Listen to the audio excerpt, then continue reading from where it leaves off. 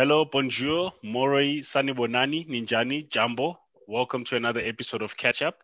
Today's guest is a 32 and 4 fighter, a former WBA super and ring junior flyweight champion. He's ranked number 2 light flyweight by the WBC. He's the formidable Hekkie, the Hexecutioner Budler. Welcome, Mr. Budler. I must say, of all the boxing nicknames worldwide, yours is a bit of a tongue twister, Hexecutioner. Welcome to the show, sir. Thanks for having me. And yeah, I've heard that a few times. But it works. It's stuck and it's worked.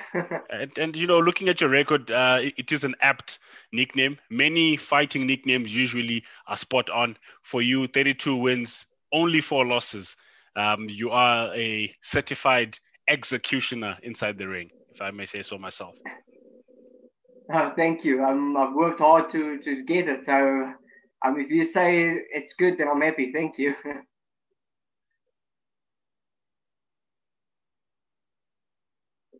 Thank you so much for confirming that. So, how's the family before we get into it? How's the family? How's everything going? How's been your Monday? Oh, it's been brilliant. I just had to change the nappy before the show. So, yeah, the family's doing well. Wife working hard. We're both being kept busy by the baby. Yeah. She's almost a year old next month. She's a year. So she's your first, eh? It's been wonderful. It's been amazing. First baby, first girl. It's first child, and we're blessed. You will be surprised. A lot of dads want to have a boy first, but if you talk to a lot of girl dads, myself being included, they'll tell you there's nothing like looking into your little girl's eyes, and especially having her becoming a future matriarch. So if you have 5 more behind that, you've got that first girl, number 1, who's going to lay down the law and keep things intact. So 2.5 years away from the sport. How has that been? What has changed for you? What changes do you think the sport itself has gone under? Start with either one of those 3 sub questions, but 2.5 years away from the sport, how are you feeling? Well, it's been hard. We get paid when we fight. Most of us, it's hard to get sponsors for the fighters, so we get paid when we fight. It's been hard. It's been tough. I've had, I think 3 or 4 fights that have been cancelled, that things didn't happen. Like my last time I was supposed to fight, the first opponent pulled out. He actually lied and said he had COVID when he didn't have. The next opponent came there, was overweight so much we weren't allowed to fight. I was supposed to fight the week of the COVID, when the closure started in South Africa. I was supposed to fight that week. So it's been up and down. It's been hard. And like I say, 2.5 years has been long. For a lot of fighters, it's been, for me, it's been too long actually. But I believe with the sparring I've been getting, because I've helped Maruti spar for his fights, his last one, Simpuwe Konka and I are fighting on the same bill, and we've been giving each other good sparring. He always helps me out. He's a brilliant sparring partner. So I feel I'll be ready. I feel I'll have to get rid of some ring rust. Obviously, that if you don't have ring rust after 2.5 years, there's something wrong with you. Okay. But I still feel the nerves, feel the energy bubbling in my stomach, and I can't wait. I just want to fight and prove that I can still be a world champion, still have it. Yeah, definitely.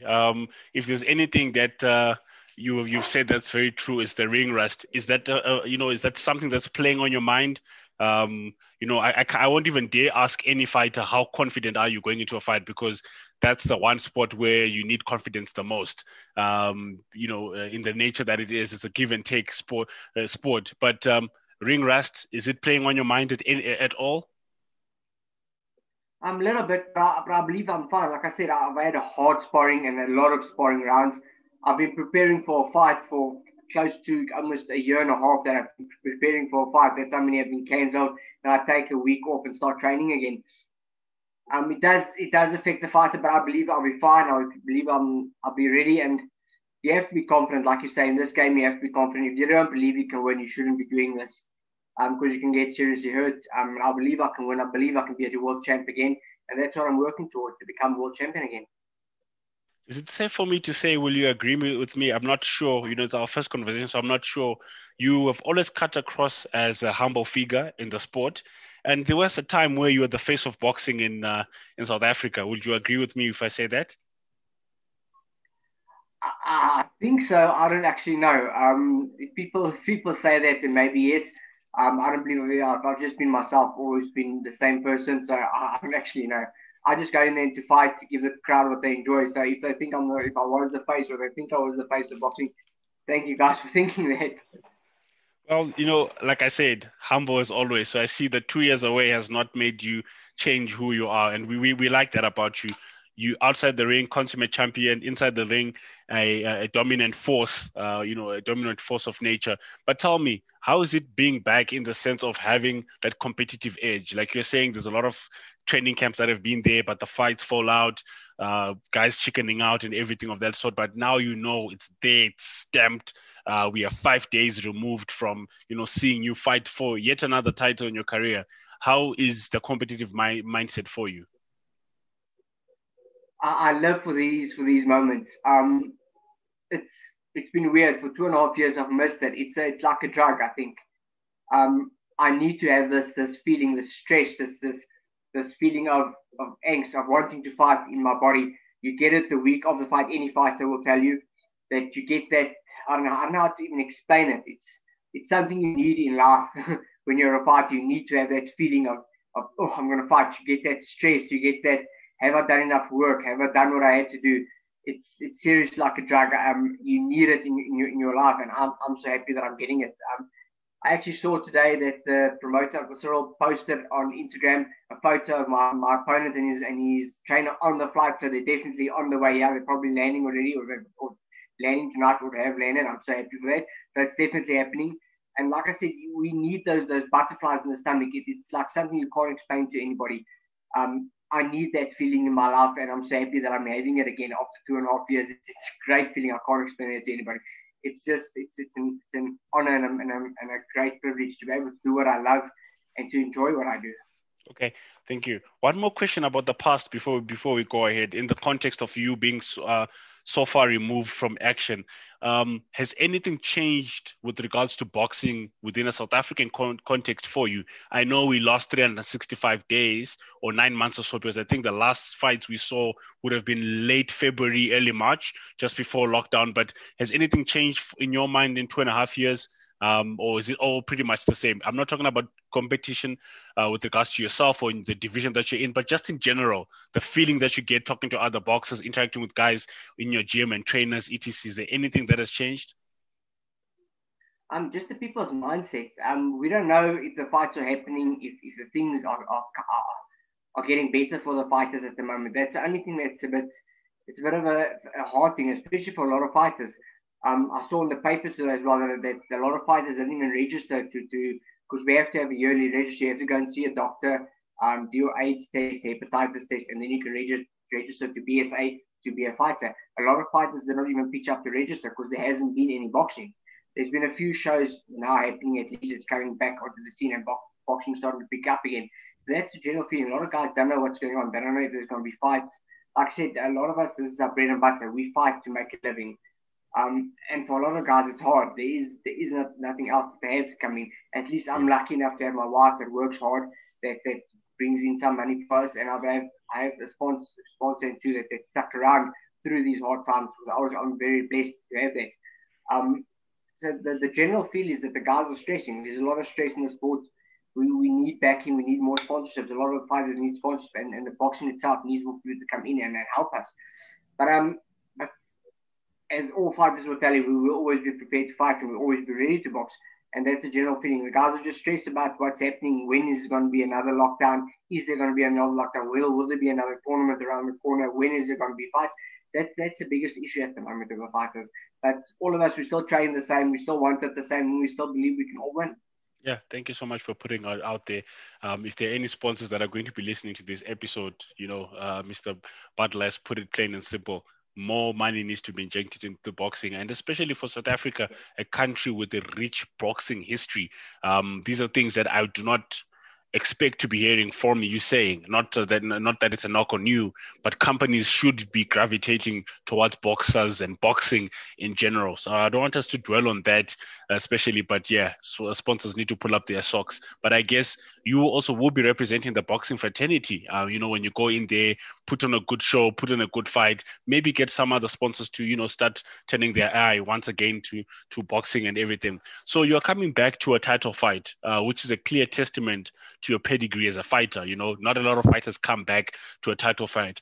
What do you think about your opponent? I've looked at him, I've looked at the tape a little bit. He's a 7-3 fighter, and he's in a WBC title fight.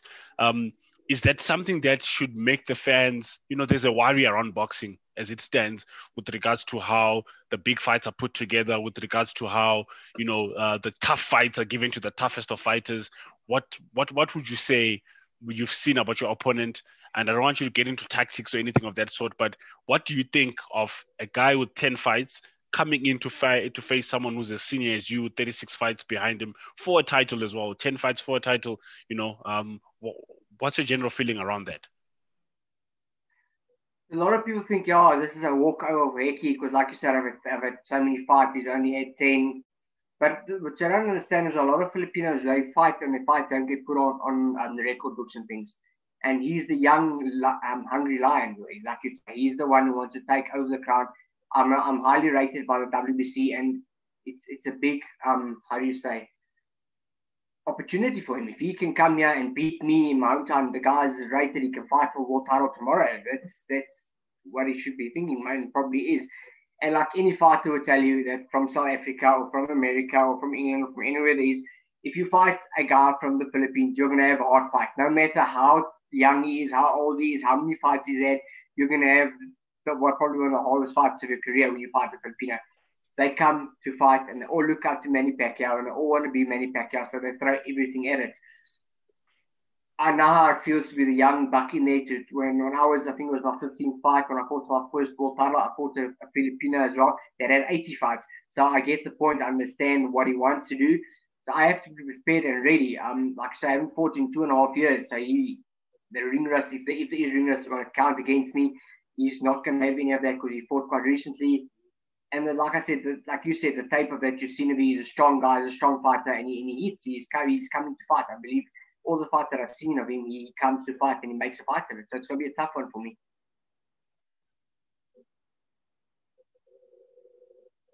No, spot on. I think it's safe for you to view it in the way that you're viewing it. I think it's not to say that it's going to be a walkover from my perspective. And I've seen a few of the press clippings around this fight where people are predicting that it will be going in that manner. But just to say, like you're saying, yes, in the Filipinos, we do get a lot of guys fighting quite a number of fights and not getting them put on their official record. But I'm just saying from, the majority of the sports that we have, the people who understand, especially with combat sports, who understand what's going on, they're actually fewer than those who are the average fan. So I'm just saying, for example, if this was a pay-per-view fight, would you be concerned that you're facing someone with 10 fights? Because if I'm going to have to pay 200-300 rand to watch that fight card, and if I see you coming up against someone with 10 fights, that would have already, just probably diluted my enthusiasm for the fight, unless if I'm a boxing purist and I want to see what type of performance you're going to put up. And there's a lot of ways you can sell it. But just to say, do you feel that generally in boxing, people are getting sped up to the top in terms of getting title shots?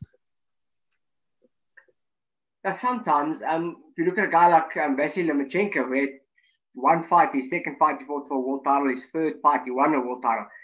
But the guy had 400 amateur fights, I think, something that line. He lost one amateur fight in his whole career. All right. So, but sometimes it does happen. Sometimes guys get pushed in too quickly. But in the game today, it's all a gamble. It's about, like you say, it's about selling the tickets. If you can have a guy that has 4, 5, 6 fights and he's good enough to fight for a world title, put him in and he can win. We've got a South African guy, actually my weight as well. I think he's had 10 fights or something, 9 fights, and he's fighting for a world title. I believe he can win. He's that good. So it all depends. It depends on the fighter and it depends who's selling the fight. If the people can honestly sell a fight good, like you have a guy like Don King. Don King can sell you me fighting a Xanax and people will buy the tickets they want to watch because that's how good he is at selling the fight. True. So it all depends on who the promoter is and how it gets done, how the promotion gets done. Anything is possible in this game, and I don't know how to say, but sometimes it's a good thing that a guy has only a little bit of fights when he steps up. Sometimes it's not. Yeah, I'll be honest with you. Whether you're fighting someone who's never fought, I was definitely going to watch your comeback fight. I'm a big fan of comeback fights, and when movies get done about fighters, this is usually where the movie starts, right? They show you probably in your last fight, 2.5 years speeds up, and then you're coming back with your comeback fight. So it's going to be exciting for anyone who really understands what the sport of boxing is all about. But a quick one: do you care about what the rankings say about you? I know you've fallen off a lot of the rankings. You are still in the very most important one, still very highly rated in the light flyweight division. But do you care in general about what the rankings say about you and or your opponent or opponents that you faced before? The thing is, you should care because without a ranking, you won't get fights. You won't get to fight the top guys. The top guys want to fight guys that are high in the ranking to win the world titles. The only way you can win a world title if you are in the ratings. If you're not in the rankings, you can't fight for the world title. Hopefully after this fight, I can get put back in the other rankings as well. It's because I was being inactive for 2.5 years. That's why they took me out. It's not my fault that I haven't been fighting, but they still took me out. I would like to say I'm lucky that the WBC still kept my rating. I think Colin, my manager, he wrote to them, told them what the situation was and why they, and at least they understood and they kept my rating. But hopefully I can get back in other ratings as well because you need the ratings. Like I say, you need the ratings to fight against the top fighters. That's True. just how it works. Understood. So do you mean obviously? So my next question was going to ask about you coming back to the ratings, and you have shown that there's a desire there because that's what gets you booked against the top guys, and that's what we want to see in boxing to make sure that the average boxing fan comes back and watches boxing as much as possible. But what is the biggest motivation for you today on Monday, the 17th of May? My biggest motivation at the moment is to fight, to make my family proud and to one day show my daughter what I've won and be able to tell her her dad was a world champion. But at the moment, it's to get back in there, to get back in the ring. And like I said, to have that adrenaline rushing through your blood and through your bones, it's something you can't explain. And I want that in my life again. I need it. I want to be a world champ again. So I need this fight and I want this fight and I need to show that I can still do it. So I'm so motivated. I can't explain. There's so many things pushing me and motivating me that it's my mind's actually running crazy with all the things I can say. I just need to fight and I want to fight, and that's the biggest motivation at the moment. I want to prove to myself that I'm still able to do it, and I've still got what it takes to be a world champ. That's the biggest motivation. Fantastic. I'm happy to hear that. I want to talk about 2016 to 2018. That's where 3 of your 4 losses in your career came in during that 6-fight streak. What was happening to you from a professional perspective within that period? Did any questions of doubt creep into your mind? How did you soldier on to get to this point where you are right now, where you say, I want to fight? And I'm sure if you come out, on the good side, which I'm predicting that you will, and still in good health, you're looking to fight maybe twice more times this year. So what was that period like for you? Because you're a perennial winner. Your first loss was earlier in your career, and you had 3 in the span of 6 fights. Walk me through the period of 2016, 2018. It was actually quite weird because in those 6 fights, like you said, I lost the first time in a long time. I was sick in that fight. I had medical reasons he beat me fair and square. It's my own fault that I didn't get it sorted out. But in those 6 fights, I got dropped in the Philippines, the one fight.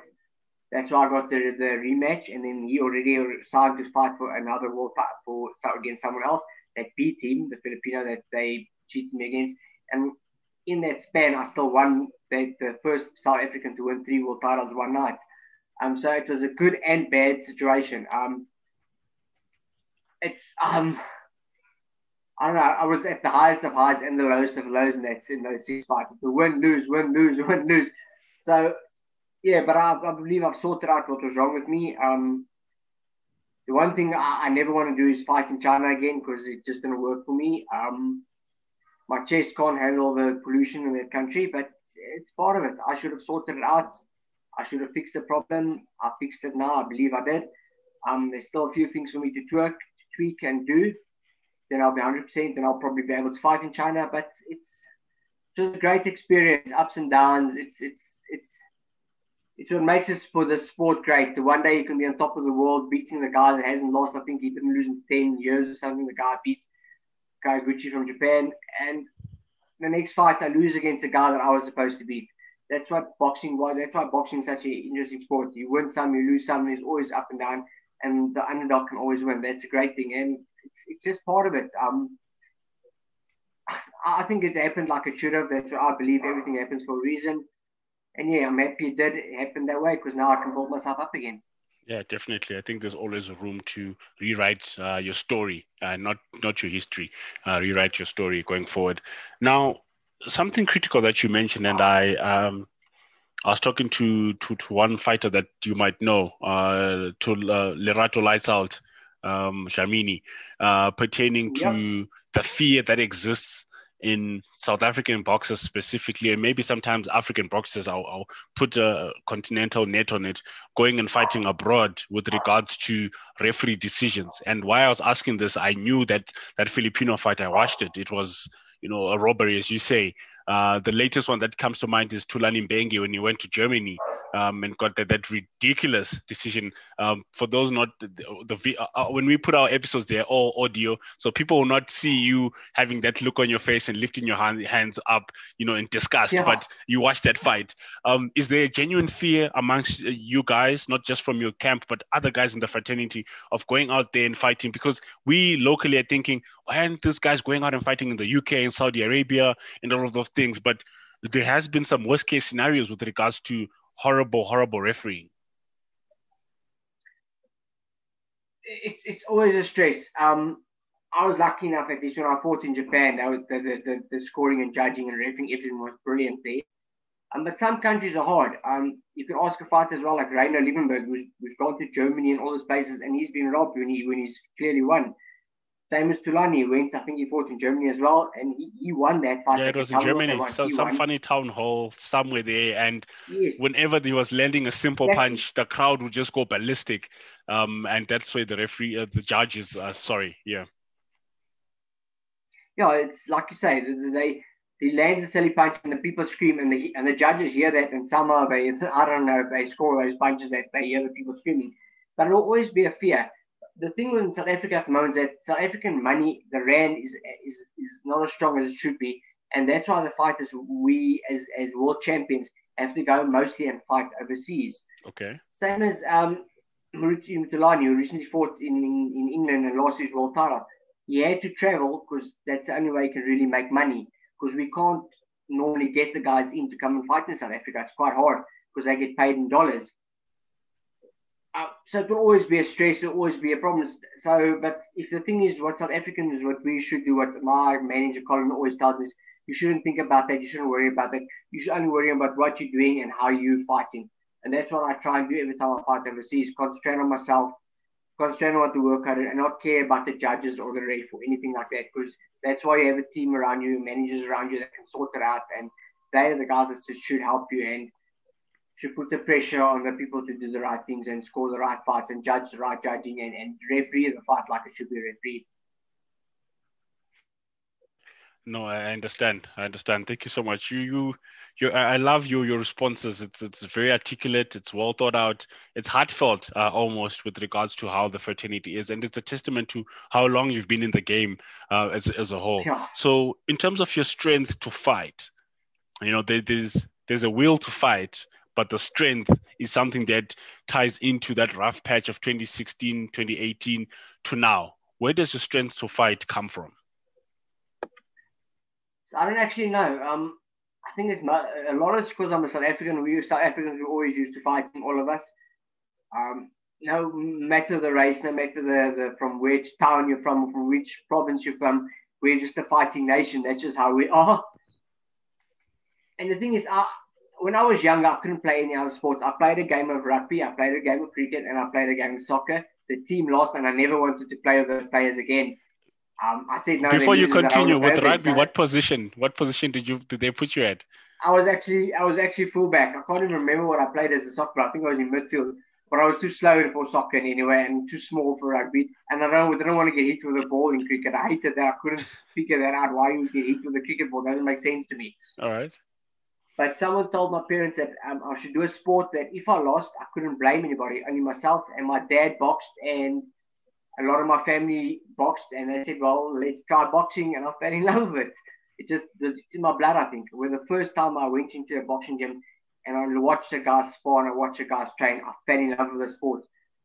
I trained for I think a year and a half, 2 years, just to do the movements and the punches right before I was allowed to put gloves on my hand and eat the bag, because that's how strict my old amateur coach, my first amateur coach was. And it worked out today. I'm grateful he did it. And yeah, I'm blessed. I don't know. I just think it's in you. You have it or you don't. That's where the fighting comes from. You have it or you don't. Okay. I like something that you've mentioned, and it's going to create this question that I didn't have to begin with, which was you're talking about how you had to practice for a year and a half to 2 years before you could even put gloves. What is the and it aligns to that statement, boxing is a sweet science. What does that mean to you? To you, as the executioner, when you hear someone saying boxing is a sweet science, what does it mean to you? Well, it means exactly what, like you say. A lot of people think we're barbarians who go in there and want to really go in and hurt each other. But it is science. You have to learn how to pick up your hands, how to control the punches, how to stay relaxed. Because when you get upset or when you get cross or do dumb things, you get hurt, you get hit with shots that you shouldn't get hit with. And like when I was younger, I couldn't play sports with other players because I hated losing. I couldn't play board games with my parents because if I lost, I'd take the board game and throw it to the side. Or if I played a PlayStation game and I lost, but back then it wasn't even PlayStation, it was TV games, I think. If I lost a game, I'd throw the thing. Nintendo or something like that. Boxing has taught me how to relax, to stay calm, to roll with the punches, like they say in the boxing sense, and to control myself, to control my emotions. And it's worked out for me. It's honestly been a sweet science, and it's honestly been great. It learns. You get taught how to control your emotions, and you learn respect and how to respect someone else, because you have to have respect for anybody who gets into the ring, who laces up a pair of gloves, and who can stand there for 4 or 6 or 8 or 10 or 12, whatever the case may be, amount of rounds, and take punches from someone. You have to respect that and honor those people. It's a hard thing to do. Yeah, no, I understand. And I always project this to anyone who doesn't understand any form of combat sports, that it is, something to behold, to have brave people that want to go in there and trade leather, trade fists, trade shins, whatever the case might be. And thank you for putting it that way. What message are you looking to send to yourself, your fans, and the rest of the division on Saturday? And sorry, one more thing before I say that. Go ahead. It's also only in combat sports where you'd see two guys going at it and absolutely brutalizing each other. And when the fight's done, we hug each other. We're friends after the fight. It's very cool that you say that, because I had an interview with Sylvester Chifumbo, the EFC fighter, and I was actually saying, walking him through the story, and I even mentioned what you're saying, that only in this sort of sport do you have guys hugging after looking like they really wanted to end each other's careers, lives, and steal each other's teeth and everything. And there's always a mutual respect, even if a lot of fighters that go in there with animosity, but once that fight is gone and all that negative energy, or that positive energy, if you can call it that, is gone, it's all friendship that's there, and there's a mutual respect, almost always. Yes, most definitely. That's what I'm saying. We want to kill each other in the ring or in the cage or whatever the case may be, and afterwards we're friends. It's over. It's sorted out, and that's why another reason I love the game, because we want to hurt each other, but after the fight it's done and it's over and the friendship starts. Like I said, I fought against Simpiwe Conquer. We almost killed each other, and we're close friends today, probably best friends. One of my best friends in boxing. He's one of my best sparring partners, and that's how the game should be. Brilliant. I totally hear you. Once again, what message are you looking to send to yourself, your fans, and the rest of the division on Saturday? Well, the thing I want to say to myself is that I still have it, that I can still be a world champion, still got it. To the fans, they always know if they watch me that I give them exciting fights. I still want to prove that. And I want to prove to the guys in the division that I'm still out there. I'm still in the top echelons of the division. I'm still there. The vicinity. And I still want to win you guys' world titles. Yeah. Yes, that's the right word. I'm still there. I want to win the world titles from you guys, from all of you. No, I totally understand. Just a couple of questions from me. With regards to Saturday, you're at home, you're relaxing. Is there time, a couple of days or maybe a few hours, are you gonna step away from home, maybe lay your head to rest somewhere else just to try and focus and get the right kind of vibe? Or Saturday morning, you're gonna wake up from your house, have breakfast, and see your family later on. How's that going to lead up? If it wasn't COVID, that's what I would normally do. I would wake up and just relax at home. I'm a homebody. I like to be at home and with my family. But we are actually going to quarantine from Thursday till the fight day. Okay. So it's going to be a bit weird. But I get my mind focused. I clean my mind out. I go to the weigh-in the Friday, and then and what my how do you say, what I do after each weigh-in, I have to eat a piece of steak. It's just a thing I've always believed in. It's always helped me. So I eat a piece of steak after my weigh-in, and I just relax. I try and clear my mind. Try not to think of the fight too much, because if you start doing that, you start worrying and you start stressing yourself out. I just start relaxing. I watch TV, I watch a movie or play some games just to keep my mind busy, keep my mind off of the fight. And the day of the fight, that's when the heart starts pumping, the blood starts pushing. But Yeah. as well, you need to keep your mind clean. You need to keep your mind clear because you don't want to stress yourself out. That's one of the hardest things to do. So I try and keep myself busy and try and leave as late as possible to the venue. So because on the way to the venue and when you get to the venue, that's when the real stress starts. But then again, you're only stressed till you hear that first belt, and there's no more stress. You just want to fight. Um, but then again, like I said, I want that stress in my life. I need that stress. I enjoy that. So it's a toss up of what you want to do and how you want to do it. I like to have a bit of the stress. I like to clear my mind, keep my mind off of the fight, and just stay relaxed and try and do as little as possible. And with regards to adrenaline dump, have you ever had one of those? So not really. I try and, like I said, I try and keep myself away from anything and everything just to relax as much as possible. Yeah. Um, yeah, it's just you need to relax. You need to stay as calm as possible because you don't want to have things happen to you or try and get too pumped up too quickly. And when the fight comes, there's nothing left. It's such a balancing act. If you're in the game, you'd understand what I mean and you'd understand how to do it. Hmm. No, I understand. And how do you like your steak? It must still bleed. It must almost still be alive. The blood must still be flowing. I like it blue or very red because it's. I believe I don't know if it's a thing in the mind or it's all in my mind. I don't know. I just believe that's the best protein you can get. It's when it's as rare as possible. As good You as must possible. literally just touch the pan, then you must eat it. All right, nice one there. Any message in passing? I don't want to take too much of your time this evening. Anything that you'd like to, just a closing remark from you. We are going to push this episode as much as we can from our side. Get everybody to know that don't know already that South Africa's boxing darling is back in the ring. He's looking to do some proper damage, climb all the rankings as possible, and also get that belt. Getting a strap first time in, you can't wish for anything better than that. So anything in passing from you? Yeah, please keep on supporting not only me but all the other fighters out there. What we do is hard. We need the support. Thank you guys for always sending a message of support and watching everything I post and watching my fights.